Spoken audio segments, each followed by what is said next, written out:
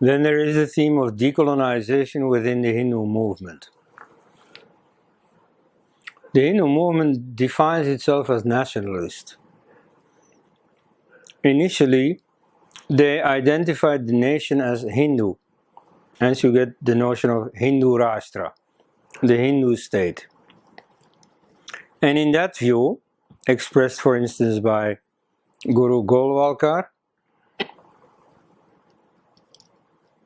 the non-Hindus are like foreign residents.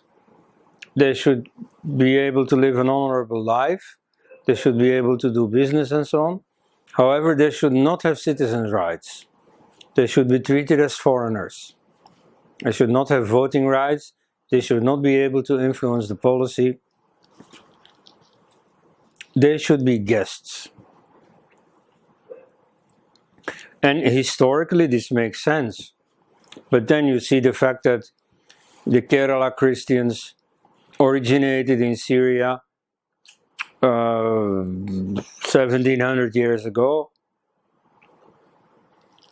Says very little about the Syrian Christians today.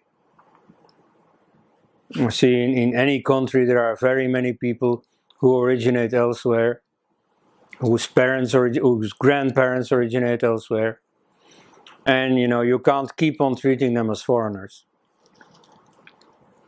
Christians in Kerala speak Malayalam, dress like Malayalis, and they have this funny cult called Christianity, which perhaps the Nambudiris and the Nayars and so on, looked on a bit strange, but still, you see, they accepted it. They gave their hospitality to these foreign interlopers. They gave them a place in their society, and they didn't ask questions about what is it precisely that you worship. Because in India they worshipped all kinds of things, snakes and rats and elephants and whatever. So, if there is a man on the cross that they worship, okay. And so the fact that Christianity makes monopolistic claims, nobody comes through the Father except through Jesus.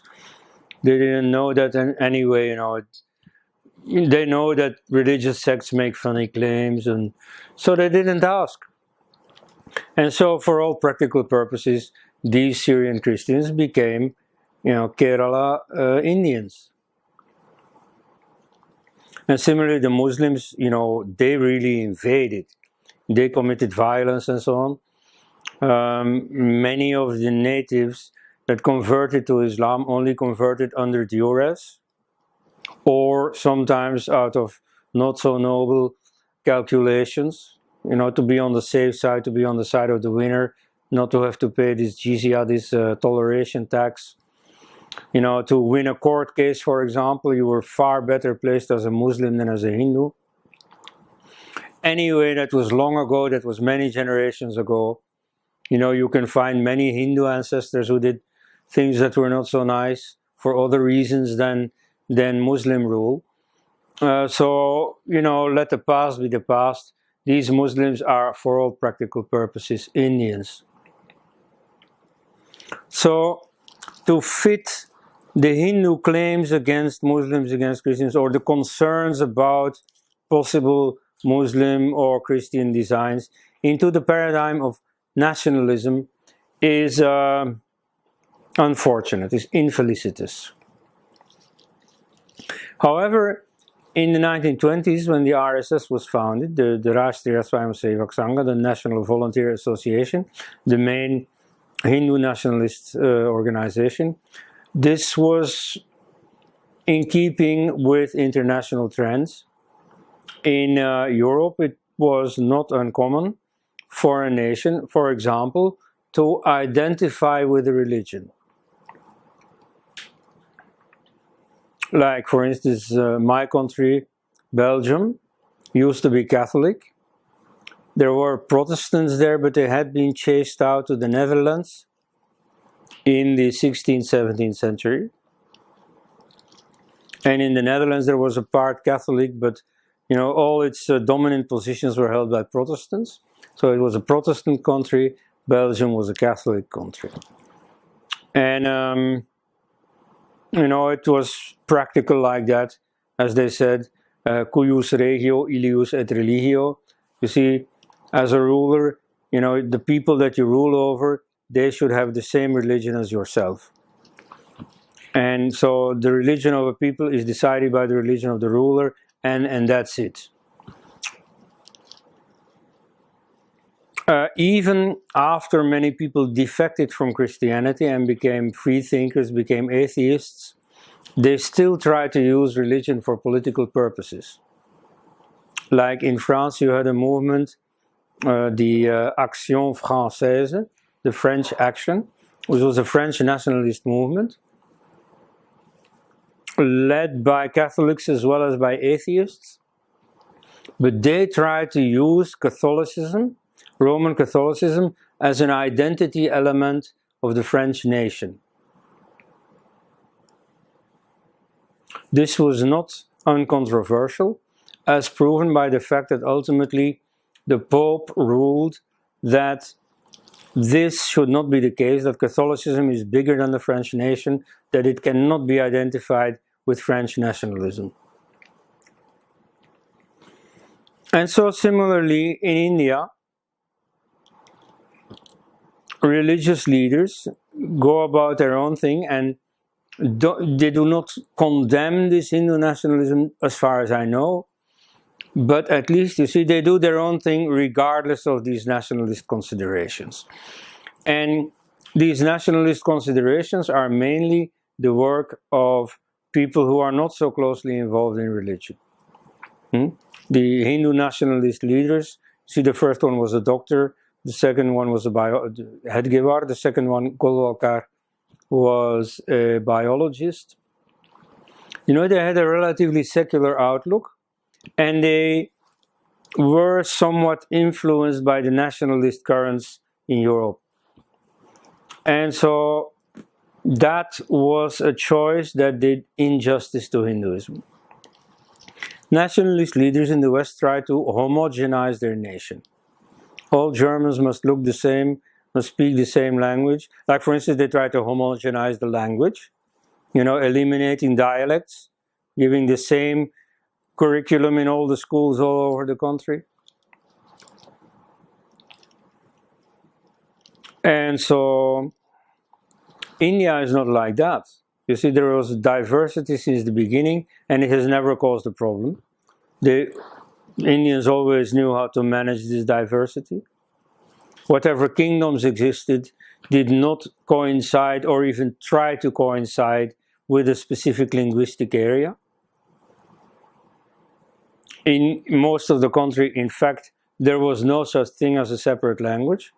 You see, all over North India, so except for the Dravidian area, you would speak the same language as in the next village, which would speak the same language as in the next village, and so on. Only, of course, if you travel from Gujarat to Bengal, the language would have evolved to such an extent that it would be practically a different language. But still, you see, people got around, and it never caused any problem. And so this emphasis on homogeneity that existed in nationalism did not apply to India, did not arise in India. And that was back then. You see, today the situation is even far more pronounced. Many Hindus are not Indians. You see, in the British days, the subcontinent was more or less a Hindu area. And now there are millions of Hindus in Britain, in America, in Hong Kong, in Singapore, and so on. There are also many non-Indian converts to Hinduism. Also within the subcontinent itself, many Hindus have acquired, much against their will perhaps, but have acquired Pakistani nationality, Bangladeshi nationality. So this identification of Hindus with the Indian nation just doesn't work. I have to mention a certain shift here. In the beginning, the Hindu nationalist leaders tried to reduce India to the Hindu nation. They said the only real Indians are the Hindus. Hindus, of course, in a very large definition, including Buddhists, Jains, Sikhs, and so on, all those who practice the religion originating in India. And the Christians and Muslims were to be treated as foreigners. By now, the RSS and certainly the BJP has shifted more or less to the opposite position. They still identify Hindu with India, but in the opposite sense. They say, Hindu is only a synonym for Indian. And therefore, the Indian Muslims are Mohammedi Hindus. And the Indian Christians are Christy Hindus. Now, I don't know, you can conduct an interview on the streets, and you see some bearded fellow with a white cap. You ask him, hey, Mr. Mohammed, do you feel like a Mohammedi Hindu? Mr. Akbar? And Mr. Anthony, does he feel like a Christy Hindu? I think this will be a kind of referendum with an outcome of 100% against 0%. None of them will feel like a Hindu. And yet you see Hindu leaders, against all evidence, keep on insisting these are Mohammedi Hindus. This is so incredibly silly. But you see, that is where the nationalist paradigm leads you. Either it is something very unpleasant, excluding the Christians and the Muslims, or it is something absurd, you see, including them by force, and in a very irrational way. So, I propose to just drop this nationalist paradigm. Also, in the 1920s it was understandable because it was all over the place. For a number of reasons. You had the freedom movement, which tried to unite Indians against a foreign enemy, the British. Then you had the memory of the First World War that had just concluded, which again, you see, whipped up the nationalist feelings everywhere. In Belgium, which was an artificial nation or an artificial state, not even a nation, there had been very little national feeling before the First World War. It is the First World War that created the Belgian nation. And so similarly, you see, in many places, you see, nationalist feelings were very strong back then. So, okay, you see, I have no quarrel with people a century ago holding certain opinions and, in this case, adopting the nationalist paradigm. Let's forget about that. It's long ago. But to still keep on making that mistake today, I don't think is defensible. Especially if you look at the world circumstances. First of all, of course, the identification of Hindu with India has become much less defensible today than back then. Also, internationally, after 1945, the concept of nationalism got a very negative connotation, because nationalism was identified with the national pride of the losing nations. Germany was perhaps a bit far from India, but Japan, at least, you should be aware that Japan behaved very badly with the Chinese, not so far away. And you see, its behavior in these nations, its occupiers, was very negative. It was not pleasant to be non-Japanese. It was relatively pleasant to be Japanese. But, it was hard to defend what they were doing. In the international propaganda, they called it the Greater East Asian Prosperity Sphere. But what they did in practice was very oppressive. Okay? So, nationalism after that, was blackened, got a bad name. And in my country, the word nationalism is practically only used negatively. And so it seems that the Hindu movement is totally unaware of this. You see, nationalism is obsolete. Of course, those things that people who call themselves nationalists in India care about, I care about too. I certainly believe that India should be defended against Pakistani terrorism. you see, against possible Chinese incursions or what. So, of course, I'm in favor of that. But, you know, whether you call yourself nationalist or not, it's obvious that these things should happen. You have to be pretty anti-national to be against the defense of India against those incursions. So you don't have to whip up any artificial nationalism for that. So, and then the most important reason is that this nationalist paradigm, you see, whatever its value, whatever the reasons for it and so on, it is ultimately not true to Hindu history. Hindu history worked along very different lines. So the emphasis by the budding Hindu nationalist movement on Hindu nationhood, with all its connotations of homogeneity, of unity, does not do justice to Hinduism. I would rather call it a civilizational unity. So, you know, if we think ahead, I think that is the paradigm we should work on. But so for the past, it is relatively understandable that they adopted the nationalist paradigm, but it is a foreign paradigm. I mean, I don't care whether you adopt something foreign.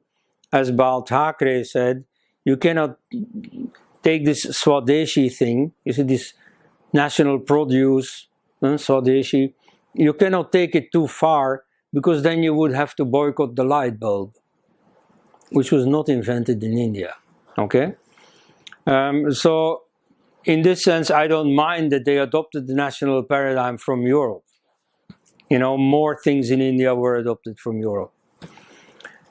But at any rate, nationalists would care about it being foreign. And so it is foreign. And in this case, that means that it really is not adapted to India. And so I propose to really decolonize by dropping the nationalist paradigm. Now, some decolonizers are not going to like this. So be it.